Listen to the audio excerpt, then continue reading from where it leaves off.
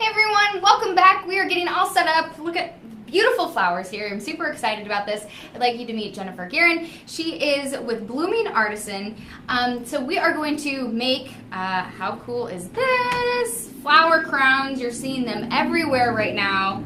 So I'm going to wear this and we're going to make one. So Jennifer, why don't you tell me a little bit about your business and all about Blooming Artisan? So I started Blooming Artisan in 2015, and I've had a background and a career for almost 25 years in horticulture and landscaping. And I always had this passion for cut flowers and the joy and happiness it brought to people. However, I never saw myself as the regular florist. And I had this kind of aha moment where I thought I could bring flowers to people in a different way. And I wanted to bring that joy and happiness and bring it to be a part of people's lives through do-it-yourself flower arranging and botanical craft parties. Fun! Yeah, they're a blast. So tell me a little bit about your background, because you do have a BS in ornamental horticulture. Horticulture, yep. I'm like, oh, from URI. I do.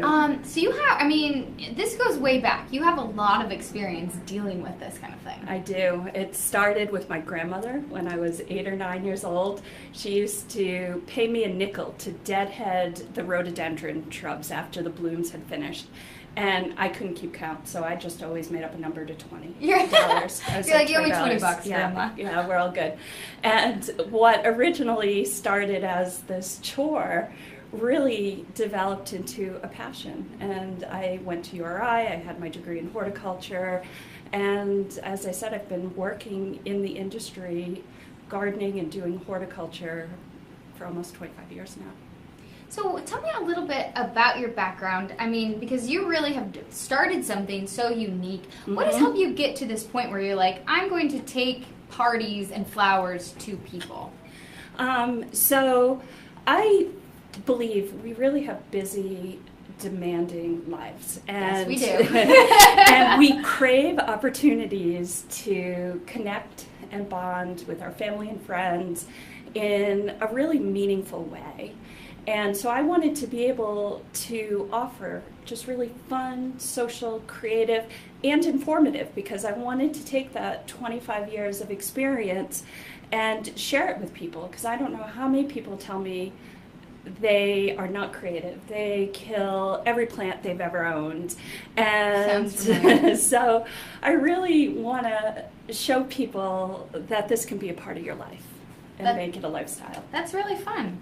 Okay, so you're going to show us how to make flower crowns, and we were talking about how these are just kind of everywhere right now.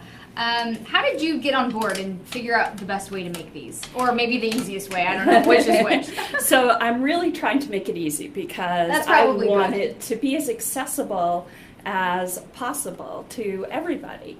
And so if you were to make these on your own, you're going to want a wire. I use this rustic wire that's a heavy gauge. You can also use a floral wire, which is a little bit lighter gauge, and you would have to double it up. And one of the first things I would do is I will create a loop. Oops. Dropping scissors. That wasn't me, Tony. I didn't break it. Nothing's broken. I always break stuff. It's fine. So the very first thing is at the end of my wire, I kind of create this loop. Should I try to do that now? Sure. Okay. I'm going to follow along. So yes. I made a bracelet the other day. It was awful. So you just basically wrap it around. Okay. Twist it around. Yep. See, I'm already failing. No, you're doing fine. And this is all, we just try to make it at my expense. Yeah. Okay. And then I use floral tape. Some people use wire, but I use this floral tape that actually self-adheres to itself. And so what we're going to do is we're going to take a little piece of floral tape here, about maybe a foot or so, and you're just going to break it off. It'll tear it right off. And I have even do that right. I have some flowers here, and you're going to want to cut your flower stems to be about 3 to 5 inches long. And I have really basic flowers that what you flowers could do you pick have? up at really any market. I have some yellow spray roses. I have some chartreuse pom-pom mums. And this is stuff you probably have all It smells recognized. I also have some purple aster right here.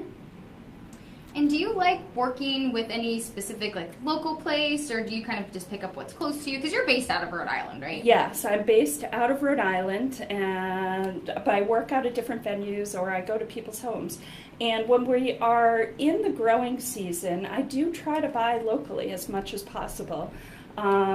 So there's some local cut flower growers.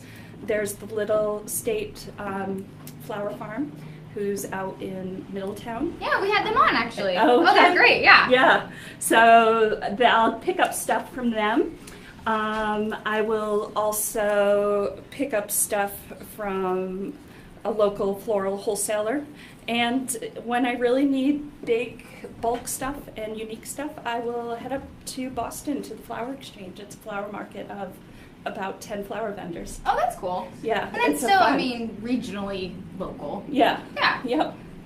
And so, as we're cutting these, you're looking at how much of a stem did you say? You probably want it to be about 3 inches long. You can cut them back more, but you can never add length back on. So That makes it's sense. better to cut them a little long if you need to. And so I had some red carnations. This is called an Italian ruscus, is the greenery that I'm using. As I said, a lot of this stuff is really just available even at your local supermarket. So I don't have anything fancy, but I really wanted to go with plant material that was sturdy and hardy and that's going to hold up, because this is something you're going to want to wear at a festival or a party and a wedding, and you don't want it looking awful at the end of the day. Drooping Or off. Yeah, at the end of your wedding when you're Yeah. dancing and it's falling out. And it's not looking great. So what you do first is you start, we already have a little bit of tape started. Okay. So yeah, you don't have have to that for me. do that. Yep. And you can grab a flower and you can place it where you want it. And then you're simply going to start wrapping the tape. As you're wrapping, give the tape a little pull with that. You'll feel it stretchy. And so just keep it nice and tight and keep giving it a little pull. And you can see that it's actually sticking to itself as you're wrapping it around. So you do that a couple times. And once you have it wrapped a couple times, you can then add your next flower to it. And so I'm going to add a little purple aster here. Do you find And you that just keep layering it. Do you find that certain colors work better with certain things, or are you looking for a certain visual element when you're making these, or do you kind of just play with it and see what works? It's really taste. There's no right or wrong. I went with a lot of little flowers. I had made these with my cousin, and she had actually really big flowers. And in this case, I went with some really bold colors because Friday is Cinco de Mayo, so I was inspired by the bright, bold colors of Cinco de Mayo, so that's what I went with these.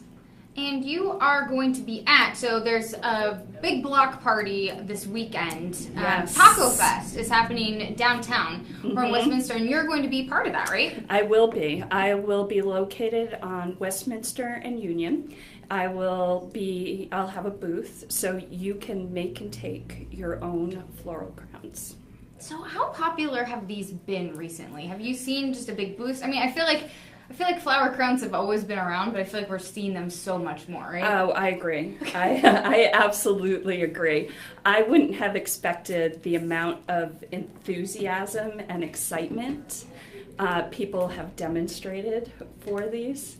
They're getting a lot of attention, a lot of buzz. People will be like, I'll see you on Saturday. I'm coming to make my flower crown. So, yeah, there's a lot of excitement about these. And I mean, I just think it's something so fun and so festive. Although, Does anybody ever worry about bees? Bees? No. Buzzing around? No. I just thought of that. I probably wouldn't worry about it, but No. just don't want to throw you under the bus or anything, but you probably wouldn't have that. So No. as you're building, are you adding in Yes. in kind of the Yep. filler at the same time, or do you go back and add that in? Nope, you add that in as you go. Whenever Okay. you think you start to need a little bit of greenery, you just kind of pop it in there. You pop it in. Okay, I was Yeah. doing only flowers, and Oh, so now yeah. mine's looking a little empty. That's This is where okay. she ended, and I started. I'm like, now I have this big gap here. That's So- easy enough to fix. We can go back in with a little bit of tape So you just and go in and either fill some it. greens, and some flowers. It can be a little delicate getting into the smaller spots, but you definitely can do it. So then, when you are wrapping up, Yes. kind of how do you end things? So when you get to the end, I have loops actually at both ends. And I will just kind of feed it through. And from there, you can adjust what size you need Oh, I it. see what you mean. Okay. So, and then we can either cut it off and wrap it around if I was doing a smaller one, for maybe a child, or you can keep it longer. And you could also tie it off with some ribbons and make it a bow. Yeah, I like that idea. So where's the enclosed? Is this the end? Where's the enclosed? See, I did it so well. You did it so well, we You don't know. don't even know. Yeah, that's the enclosed right in there. I taped it up a little bit, so it wasn't. But you can see this one a little bit more. Oh yeah, so you can either tape over it or Yep, just kind of or leave it just like that wrap and it. adjust it. Yep. I like that. So Mother's Day is coming up. What kind of events and activities do you do for Mother's Day? So you can either make a floral crown, or what else do you kind of focus on? So I actually do cut flower arrangements as well, and I will be having an event on Saturday before, which is May 13th. It'll be from 2 to 4. It'll be at the Hope Artist Village in Candida Clayton's gallery. And so you can bring your mom, you will make your own flower arrangement that you can bring home, and we'll have some mimosas and macaroons and make it a special afternoon. That's always kind of fun. And do you find that more people are looking for activities to do rather than just purchasing things? Do you find that's happening more and more? Absolutely. I think people do want to, as I said, spend that meaningful time together and not just, here you go, bye. Here's something that just it's more about the memory and the time together. Yeah, that's exciting. Yeah. And as you move forward with your business, what kind of other creative ideas are you bringing forward? Because we're seeing the flower crowns and you're doing arrangements. I mean, I feel like there's such a creative way to use flowers to people's advantage. I mean, you've done, like you said, you Yes. mentioned you were doing weddings and you've done all these things. What Yeah. else can we see? So, as I said, I don't only do flowers. I do like culinary herb planters. And again, I'll incorporate my horticulture and share with you how to grow herbs and to be successful at it. Then I also do terrariums, fairy gardens. In the fall, a real popular one is I use live pumpkins with succulents. And succulents are very popular, so I use a lot of those. And during the holidays, I do wreaths and centerpieces. And I actually had a group do their Friendsgiving, and they got together, they brought wine and hors d'oeuvres, and it was like the Monday before Thanksgiving, they did their Thanksgiving centerpieces, and that's how they celebrate it. That's really fun. And you're supporting something local rather than just shipping something in. Yes. From who knows where. And they make great gifts. So even if you can't do it with mom or you're going to somebody's house for the holidays, you can make and bring it as a hostess gift. That's really neat. Yeah. Jennifer, thank you so much for Thank joining you. us. This has been so fun. I love my flower crown. If you're interested, Taco Fest is happening this weekend, and so she'll be there set up, and you can make your own flower crown. Maybe it'll be a little bit better than what mine was. Yeah, yours is actually good. It's not bad. No. I did a few flowers, but Yeah, that that was doesn't look great. too bad. I love the colors, love the arrangement, so thank you so much. Blooming Artisan, you can look her up. We'll have a link as well once we get this posted up. You can find her coming up for Mother's Day events or for at Taco Fest making your own flower crown. So thanks so much. We're going to snag a picture.